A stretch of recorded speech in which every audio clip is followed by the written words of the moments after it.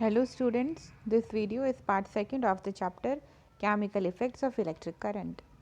तो हमने अभी तक पढ़ा है इलेक्ट्रिक करंट के बारे में, कितने टाइप के इलेक्ट्रिक करंट होते हैं। Like heating effect of electric current पढ़ा है हमने, और magnetic effect of electric current पढ़ा है। तो आज हम डिस्कस करेंगे chemical effect of electric current. तो एज द नेम सजेस्ट इटसेल्फ केमिकल मीन्स यहाँ पे कुछ केमिकल रिएक्शंस होगी, तो इनको हम डिटेल में पढ़ेंगे। स्टार्ट करते हैं एक्टिविटी 14.6 से। इस एक्टिविटी में आपको क्या करना है, 2 डिस्कार्ड सेल्स की कार्बन रॉड्स आपको बाहर निकालनी है केयरफुली, एंड देन उनकी मेटल कैप्स को आपको क्लीन करना है with the help of sand paper.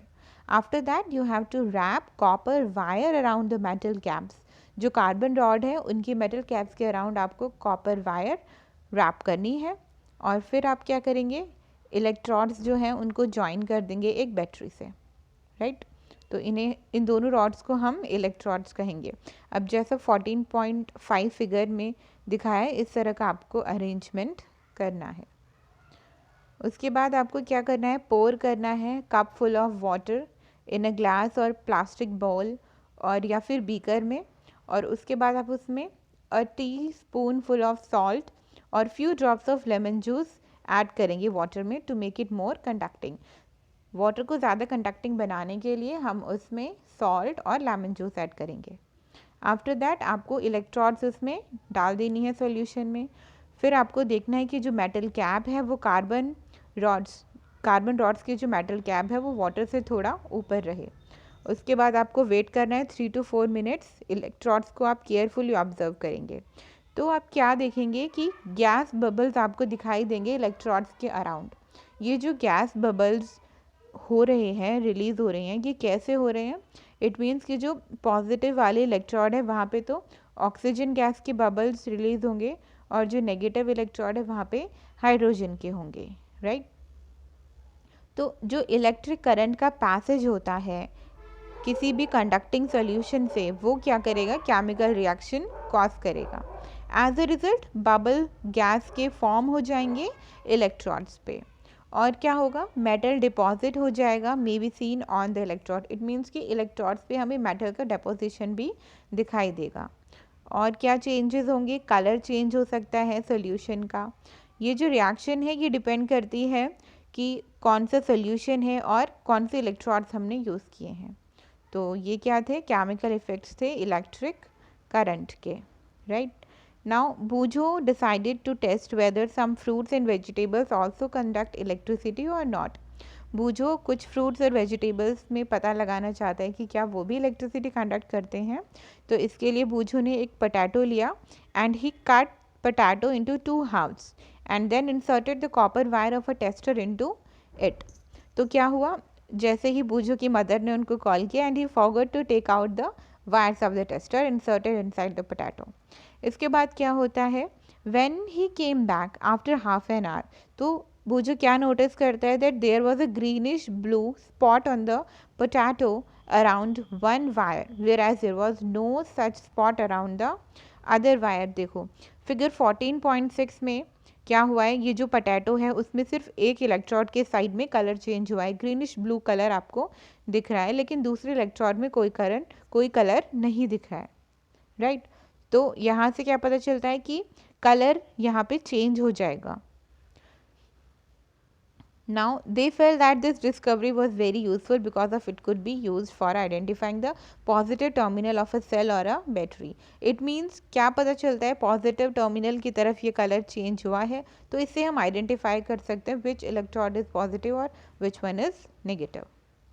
Now next topic is electroplating. Electroplating क्या होता है, इलेक्ट्रोप्लेटिंग इसके बारे में पहले पढ़ते हैं, उसके बाद डेफिनेशन डिस्कस करेंगे।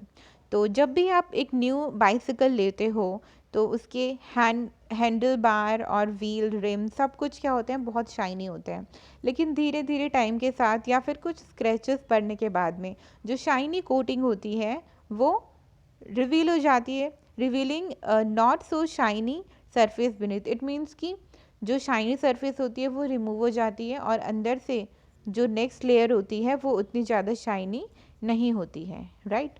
इसी तरह से जो गोल्ड की ज्वेलरी होती है तो उसमें क्या होता है, कुछ टाइम के लिए अगर वो प्योर गोल्ड नहीं है, राइट।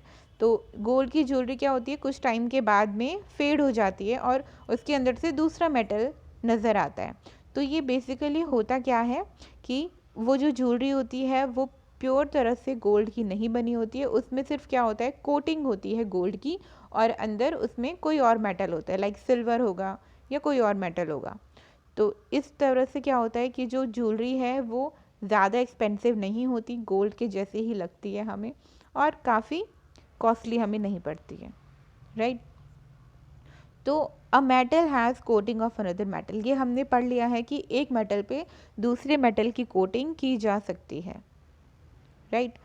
तो ये कैसे होता है, इसी को हम क्या कहते हैं, इलेक्ट्रो प्लेटिंग कहते हैं। अब हम इसे समझेंगे एक्टिविटी 14.7 से। इसमें क्या करना है, we will need copper sulphate and 2 copper plates of size around 10 centimetre to 4 centimetre.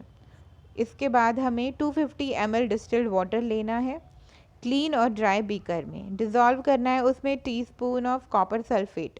उसके बाद फ्यू ड्रॉप्स हम डालेंगे डाइल्यूट सल्फ्यूरिक एसिड के कॉपर सल्फेट सॉल्यूशन में, right. Then clean copper plates with sand paper, now rinse them with water and dry them. Connect the copper plates to the terminal of a battery and immerse them in copper sulphate का हमने solution बना लिया है। उसके बाद क्या करेंगे, current को पास कराएंगे 15 मिनट्स तक, उसके बाद रिमूव कर देंगे इलेक्ट्रोड्स को सॉल्यूशन से।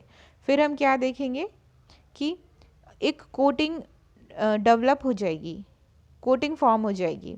So what colour is the coating, यहाँ पे क्या होगा, कॉपर सल्फेट है तो उसमें कोटिंग बन जाएगी। तो इसे हम कहते हैं electroplating, right. So when electric current is passed through copper sulfate solution, copper sulfate dissociate into copper and sulfate। देखो जब हमने इलेक्ट्रिक करंट पास किया कॉपर सल्फेट सॉल्यूशन से, तो करंट पास करने की वजह से जो कॉपर सल्फेट है वो डेसोसिएट हो गया, टूट गया, किस में, कॉपर में और सल्फेट में। अब जो फ्री कॉपर है वो क्या हो गया, drawn to the electrode connected to the negative terminal of the battery। it means जो negative terminal है बैटरी का वहाँ पे जाके डिपॉजिट हो गया copper, right. But what about the loss of copper from the solution, it means कि copper वहाँ से लॉस हो चुका है ना, क्योंकि वो नेगेटिव टर्मिनल पे डिपॉजिट हो गया है। तो अब जो कॉपर लॉस हुआ है वो उसकी पूर्ति कैसे होगी, वो कैसे होगा, from the other electrode a copper plate and equal amount of copper gets dissolved in the solution. ये कैसे कंपनसेट हो जाएगा, दूसरे इलेक्ट्रोड से, वहाँ से कॉपर प्लेट से इक्वल अमाउंट में कॉपर डिजॉल्व हो जाएगा सॉल्यूशन में, राइट। तो इस तरह से जो लॉस था कॉपर का वो रीस्टोर हो जाएगा और प्रोसेस कंटिन्यू चलता रहेगा। This means that copper gets transferred from one electrode to the other. क्या हुआ है, सिर्फ कॉपर का ट्रांसफ़र हुआ है एक इलेक्ट्रोड से दूसरे इलेक्ट्रोड में, राइट। तो ये जो प्रोसेस होता है जिसमें डिपॉजिटिंग होता है a layer of any desired material on another material by means of electricity. Electricity की हेल्प से एक मेटल को हम दूसरे मेटल पे क्या करते हैं, लेयर बनाते हैं, उसे हम इलेक्ट्रोप्लेटिंग कहेंगे। और ये मोस्ट कॉमन एप्लीकेशन होता है chemical effect of electric current का। इसके बाद आता है एप्लीकेशन क्या होती है इलेक्ट्रोप्लेटिंग की, कहाँ कहाँ हम इसे यूज़ कर सकते हैं। तो हम इसे वाइडली यूज़ कर सकते हैं इंडस्ट्री में for coating metal objects with a thin layer of different metal. Layer जो होती है मेटल की वो डिपॉजिट हो जाती है डिज़ायर्ड प्रॉपर्टी के साथ में, जो कि पहले वाले मेटल में नहीं थी, जैसे मैंने आपको बताया था गोल्ड वाला एग्जाम्पल। तो इसी तरह से क्रोमियम प्लेटिंग होती है कुछ ऑब्जेक्ट्स पे, जैसे कि कार के पार्ट्स पे, बाथ टैप्स पे, किचन गैस बर्नर में, बाइसिकल हैंडल बार्स में, इन सब में क्रोमियम की कोटिंग होती है, राइट। तो क्रोमियम जो है वो शाइनी अपीयरेंस देता है और ये कोरोड भी नहीं होने देता, ये रेजिस्ट करता है स्क्रैचेस को कि स्क्रैचेस ना पड़े। Chromium is expensive and it may not be economical to make the whole object out of chromium. तो पूरा ऑब्जेक्ट क्रोमियम का अगर हम बनाएंगे तो वो बहुत एक्सपेंसिव हो जाएगा, इसलिए सिर्फ क्रोमियम की कोटिंग की जाती है किसी भी चीप मेटल के ऊपर, so that it can be prevented from corrosion, right. Jewellery makers electroplate करते हैं सिल्वर और गोल्ड को लेस एक्सपेंसिव मेटल्स पे। तो ये जो ऑर्नामेंट्स होते हैं ये अपीयरेंस आती है इनकी सिल्वर या गोल्ड की जैसी, लेकिन ये उतने ज़्यादा एक्सपेंसिव नहीं होते हैं। और जो टिन कैन्स होते हैं used for storing food, food store करने के लिए, उनमें भी इलेक्ट्रोप्लेटिंग की जाती है tin on to iron. It means iron के ऊपर टिन की कोटिंग की जाती है। टिन जो होता है वो लेस रिएक्टिव होता है आयरन से, तो हम जो भी फूड रखते हैं टिन के कैन में वो स्पॉइल्ड नहीं होता और प्रिवेंट रहता है।